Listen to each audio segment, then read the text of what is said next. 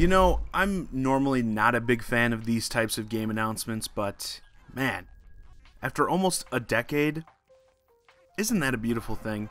Yeah, if you've been living under a rock the past week, you might not be aware of the resurrection of Metroid and how it helped lead Nintendo to a major E3 victory this year. Yes, there are winners and losers at E3.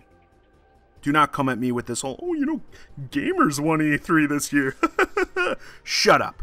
You know what? I prefer the fanboys. Sony people coming in here telling me what an idiot I am to think Nintendo could have even possibly won. I prefer them over the people who tell me, oh, well, gamers won E3. At least they have the guts to have an opinion. But that's in the past.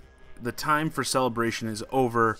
It's time to get back to being critical of the big N. More so, skeptical today, I'd say. As much as we want Metroid Prime 4 to be a grand return to form for the series, and I know this is going to sting, but there's always the possibility that it's gonna suck. I mean, Nintendo typically is pretty protective of their babies. At least their favorites like Mario and Zelda, and somewhere along the way, Samus turned into that redheaded stepchild that they let others come along and use and abuse her, and then they sent her to her hole under the stairs like frickin' Harry Potter. Then, after legions of fans clamored for years to let her out, they slap us in the face with this crap.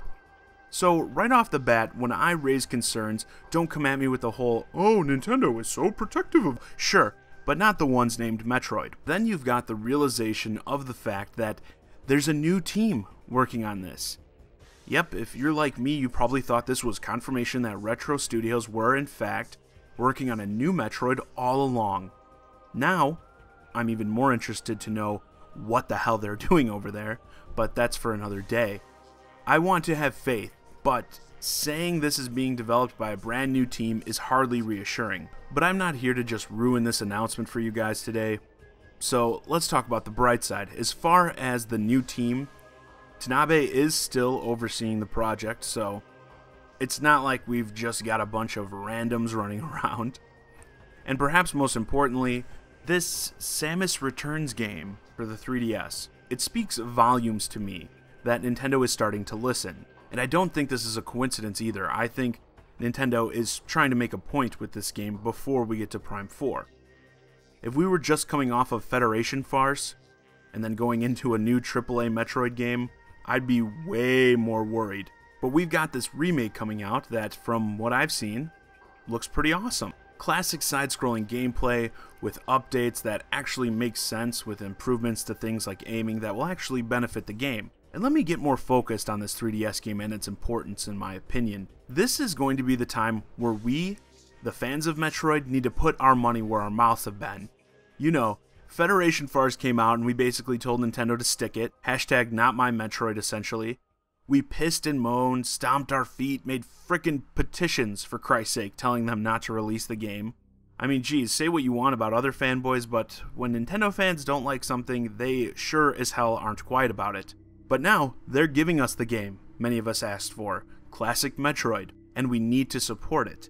If it's good, that is. It's not worth reviving a franchise if it's going to be garbage, obviously, but this one sure looks like it's getting some TLC. I mean, even myself, if you follow my videos, you know I've been calling for the death of the 3DS, but I'll sure as hell be buying this game. This is about showing Nintendo that demand for classic Metroid is made up of more than just a loud minority. And relating it back to Prime 4, the return of Samus, I think, is being positioned as a sign of goodwill from Nintendo. It's like they're saying, hey guys, we're starting to listen and here's how we're proving it. And that puts the ball back in our court as far as supporting it. I think that's going to send the message to Nintendo as to how high or low of a priority Prime 4 needs to be. I mean, let's be real. This is a franchise that has been largely dead for a long time. If Samus Returns drops, reviews well, but doesn't sell, that might send the message that interest really isn't there. And with Prime 4 likely being very early in production, it could possibly cause Nintendo to think this doesn't need to be as big of a priority. I know a lot of you, specifically the younger folks out there, don't understand, or at least don't like the reality that this is a business, and money talks. If they don't feel like the demand is really there for Metroid, or this was all overblown, It could cause them to pull resources from Prime 4 and put it towards something else. Mario Odyssey DLC, I don't know. So yeah, people, it's time to come down from the high of the simple announcement and start to look at the reality of the situation. And if you want this game to succeed, I think it's time to put up or shut up. We slapped Nintendo's hand away when they tried to give us crap. But now, what are you going to do when they finally give you what you've been screaming at them for the past decade?